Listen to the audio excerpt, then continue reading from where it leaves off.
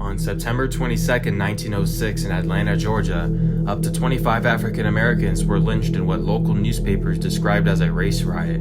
But it was much more than that, and history has tried to hide this for over a century. Much like Black Wall Street in Tulsa, there were black neighborhoods throughout Atlanta that were thriving. Tensions reached a boiling point in the summer of 1906. Race had become a central issue in a heated campaign for the Democratic gubernatorial nomination, which would essentially determine Georgia's next leader. Clark Howell and Hoke Smith were running a tight race for the nomination when Tom Watson, a prominent figure in local politics, made a deal with Hoke Smith. Watson promised to back Smith for governor if he agreed to support laws that would make it very difficult for black citizens to vote.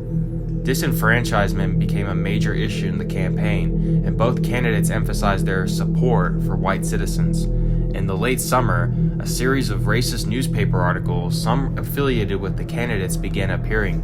The articles reported fake incidents of black men attacking and raping white women. At a time when just looking at a white woman could send a black man to jail, those reports incited deep animosity among the city's white residents. During the summer, white citizens called for a law that would allow lynching, while reports of a fake black crime wave stoked even more fears. Fake news was rampant, and it all led to what would happen next.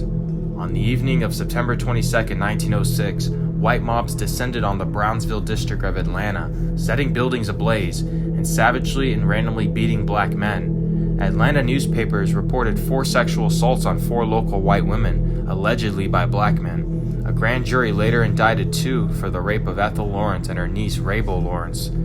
Following this report, several dozen white men and boys began gathering in gangs and decided to beat, stab, and shoot black people in retaliation, pelting them with large rocks and assaulting them on streetcars, beginning in the 5 Point section of downtown. After extra editions of the paper were printed, estimates were that 10 to 15,000 white men and boys had gathered through the downtown streets and were roaming to attack black people. By 10 p.m., the first 3 blacks were killed and more were being treated in the hospital.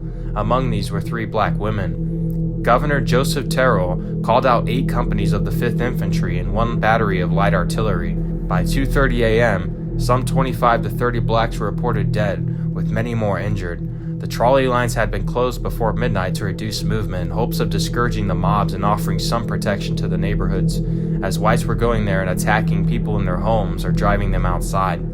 A popular barbershop was among the first target, and several black men were killed on the steps of the U.S. Post Office inside the Marion Hotel. Later that night, a large mob attacked Decatur Street, the center of black restaurants and saloons. The mob destroyed the businesses and assaulted any black person within sight. Mobs moved to Peter Street and related neighborhoods to wreak even more damage. Eventually, heavy rain helped suppress the pillaging. The front page of the French newspaper Le Petit Parisien from October 1906 depicted African Americans running away from mobs of angry whites. This newspaper helped shed light internationally of the atrocities that were happening in Atlanta. The next morning, up to 250 African Americans formed a militia to protect themselves. Not long after, the Fulton County Police raided the militia and arrested the men and confiscated their arms. Atlanta's African American community would be decimated.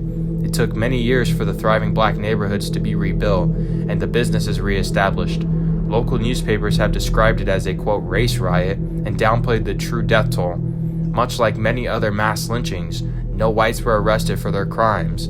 Georgia tried to cover up this event for over a century. It wasn't until exactly 100 years later in 2006 that Fulton County schools would include it in their curriculum.